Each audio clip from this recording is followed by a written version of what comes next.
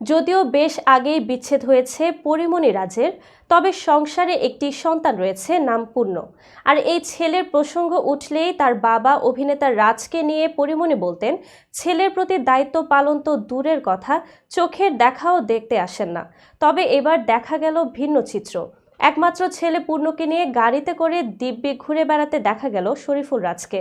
একই সঙ্গে খুনসুটিও করতে দেখা গেছে বাপ ছেলেকে। বিস্তারিত ডেস্ক রিপোর্টে।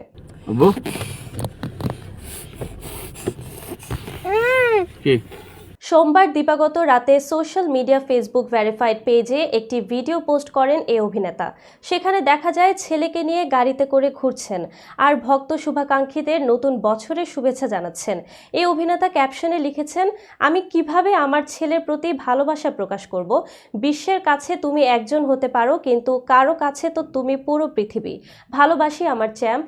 এরপরে সবাইকে ইংরেজি নতুন বছরের শুভেচ্ছা জানিয়েছেন শরীফুল রাজ। এদিকে তার এই পোস্ট নজর কেড়েছে নেটিজেনদের।